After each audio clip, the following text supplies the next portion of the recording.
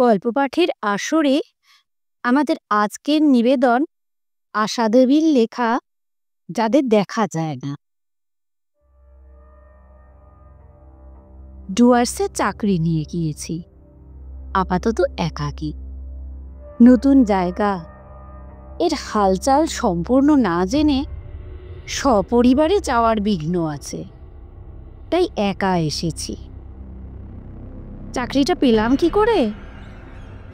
বন্ধু গৌতমের যত্ন ও চেষ্টায় সেই এটা আমাকে জুটিয়ে দিয়েছে, তাই তার ওপর আমার কৃতজ্ঞতার আর শেষ নেই। কিন্তু চাকরিটা জুটিয়ে দিয়ে সে গেল কোথায়? আজ 2 মাসেরও বেশি কাজে জয়েন করেছি, বহু খুঁজেছি, কিন্তু গৌতমের কোনো খোঁজ পাইনি। কেউ কোনো খোঁজ দিতেও পারেনি। আশ্চর্য, ও কি তবে অন্য কোনো ভালো কাজ পেয়ে চলে গেল? নিঃসঙ্গ আমি, বই আমার সঙ্গী। বই না পড়লে আমার রাতে ঘুম আসে না।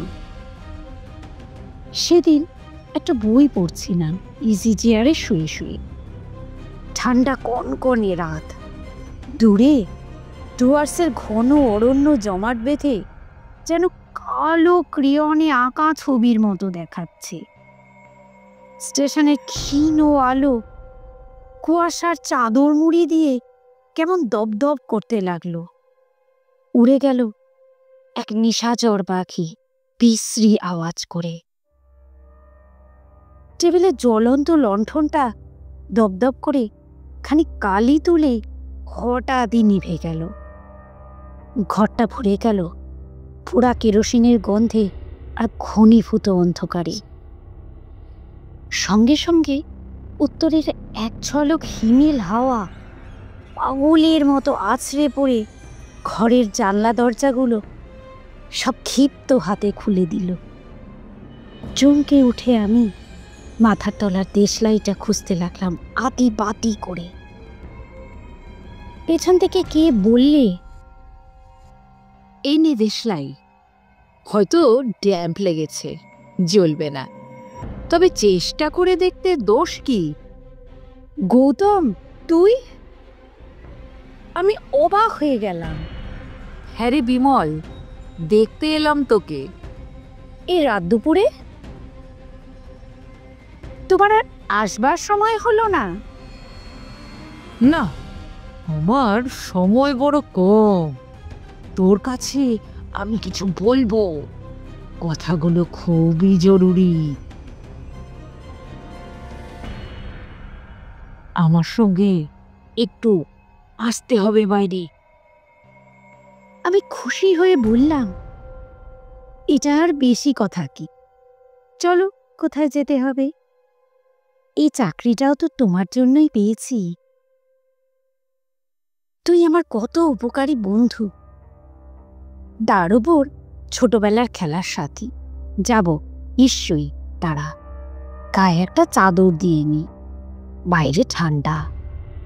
বাইরে বেরিয়ে আমরা পাশাপাশি হাঁটতে লাগলাম, কিন্তু গৌতম কেন যেন একটু দূরে দূরে আমাদের মধ্যে একটা তফাৎ বাঁচিয়ে চলতে লাগলো। হঠাৎই লক্ষ্য করলাম গৌতমের গা খালি। ঠান্ডার মধ্যে খালি গায়ে গৌতম হাঁটছে কি করে? আমি ব্যস্ত হয়ে উঠলাম, এ কি, তোর গায়ে যে কিছু নেই? শীত লাগছে না? নেই আমার এই চাদরটা। গৌতম কিছু না বলে আমার দিকে স্থির দৃষ্টিতে তাকিয়ে রইল কিছুক্ষণ, তারপরে বলল, আমার শীত লাগে না। চুপ করেই চলতে লাগলাম। রাতের ঘন অন্ধকারে গৌতমকে ভালো করে দেখা যাচ্ছিল না। অনুমানে বুঝছিলাম সে আমার সঙ্গেই আছে। খানিকটা দূরে দুটো পাশাপাশি পাথর রাস্তার ওপরই পড়েছিল। গৌতম নিজে একটার উপর বসে অন্যটা আঙুল দিয়ে আমাকে দেখিয়ে দিয়ে বললে, বস, দরকারি কথাটা আজ ছেড়েই নেই। তুই কিন্তু কোনো প্রশ্ন না করে সব কথা শুনে যাবি আগে। হ্যাঁ হু করবারও দরকার নেই। তারপর বন্ধুর জন্য যা পারিস করবি। আমি বললাম, বেশ, বলো, করবি। গৌতম শুরু করলো। আমি একটা ব্যবসায়ী ফার্মে চাকরি করতাম। ওরা আমাকে অনেক টাকা মাইনে দেবার প্রতিশ্রুতি দিয়েছিল। কিছুদিন কাজ করবার পর আমি বুঝতে পারি ওরা সৎভাবে টাকা রোজগার করে না, বরং খুব অসৎ পথ বেছে নিয়েছে টাকা করবার জন্য। আমার এই ব্যাপারটা একেবারে পছন্দ নয়। এটা ওরা বুঝতে পেরে আমাকে তাদের টাকার একটা মোটা অংশ দিয়ে আমার মুখ বন্ধ করে দিতে চায়। কিন্তু আমি ওদের এই পাপের টাকা একেবারেই নিতে চাইনি, বরং আমাকে এসবের টাকার অংশ দিতে চাইলে আমি চাকরি ছেড়ে দেব বলি। তখন ব্যাপারটা আরো ঘোরালো হয়ে যায়। ওরা আমাকে নজরবন্দি করে ঘরে আটকে রাখে। একদিন আমি গভীর রাতে পালাবার চেষ্টা করে ধরা পড়ে যাই। খুবই ভয় পেয়েছিলাম ওরা বুঝি আমাকে মারধর করবে, কিন্তু কিছুই করলো না দেখে অবাক হয়েছিলাম। তবে ওদের চালচলন, চোখ মুখের চাহনি দেখেও বুঝতে পারছিলাম আমার জন্য আরো ভয়ঙ্কর কিছু অপেক্ষা করে আছে। আমি রুদ্ধশ্বাসে গৌতমের কথা শুনলাম, আর শুনছিল নিথর আকাশ, নিশুতি রাত আর ঘুমন্ত বন। মাঝে মাঝে রাতচরা পাখির আওয়াজ আর বাতাসে ঝাউবনের শনশন শব্দ ছাড়া আর কিছুই শোনা যাচ্ছিল না। পাশে তাকিয়ে দেখলাম গৌতম বেশ দূরেই বসেছে। কেন? আমার কাছে এসে বসলে কি দোষ হতো? আমি কথা বলতে যাব, ঠিক তখনই গৌতম বুক ফুঁড়ে নিঃশ্বাস নিয়ে ক্লান্ত ধরা গলায় আবার বলতে শুরু করলো। ওরা আজ হঠাৎ আমাকে বলল, অনেকদিন ঘরে বন্ধ আছো, একটু বেরিয়ে আসবে। ঘুমন্ত আমাকে শীতের রাতে ঘুম ভাঙিয়ে তুলে বেড়াতে নিয়ে যেতে চাওয়ায় আমি ভয়ে চমকে উঠেছিলাম। কিন্তু সে ভাব প্রকাশ না করে খুব ঠান্ডা গলায় বলেছিলাম, এত রাতে বেড়াতে যাওয়া? থাক না, আজ অন্য আরেকদিন যাওয়া যাবে। কিন্তু ওরা আমাকে ছাড়েনি, জোর করে গাড়িতে তুলেছিল। তারপর গাড়ি ছুটিয়েছিল জঙ্গলের পথে। গভীর ঘন পাহাড় জঙ্গল পেরিয়ে ওরা একটা ছোট জলার ধারে এসে থেমেছিল। সেখানে আমাকে ওরা শাসাতে লাগলো, চুরির টাকায় ভাগ নিতে হবে, তা না হলে ওখানেই আমাকে ওরা শেষ করে দেবে। তুমি তো জানো বিমল, আমি মার একমাত্র ছেলে। মার কাছে কখনো কোনো অন্যায় করবার শিক্ষা পাইনি। চুরি করা টাকা আমি কেমন করে মার হাতে তুলে দেব? তার চেয়ে তো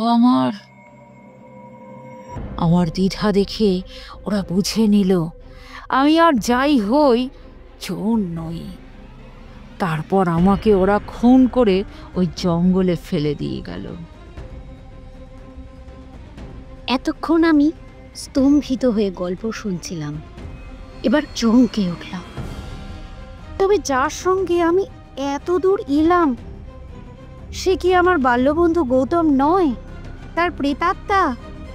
সমস্ত শরীর আমার হিম হয়ে গেল। এত শীতেও ঘেমে উঠলাম। গৌতম আমার অবস্থা বুঝতে পেরে বলল,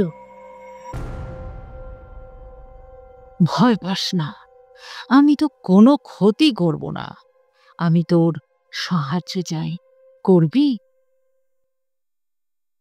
বল। আমি সাহসে ভর করে বললাম, আমি আমার মায়ের কাছে যেতে পারবো না, কারণ মা যদি বুঝতে পারেন আমি নেই তাহলে আর বাঁচবেন না। তিনি আজ কদিন থেকে মনে মনে কি যেন বুঝে ঘরে শুয়ে শুয়ে কাঁদছেন। তুই গিয়ে আমার নাম করে এই কটা টাকা ওর হাতে দিবি, বলবি গৌতম দিয়েছে, আর কিচ্ছু বলবি না। আর এই পাথরের পাশে আমার সবটা পড়ে আছে, ওটার সন্ধান আর ওই বদমাশগুলোর কথা পুলিশের কাছে গিয়ে সব বলে দিবি। ওদের সাবধান করে দিবি ওরা যেন কোনো মতে তোর নামটা প্রকাশ না করে। আমার শবের পাশে আমার মানিব্যাগটা পড়ে আছে, ওটা ভাই তুলে নে, ওতেই সব কিছু পাবি। হিম ঠান্ডা বাতাসের সঙ্গে ভোরের আলোর জোয়ারে মিশে গেল গৌতম। আর ওকে দেখা গেল না।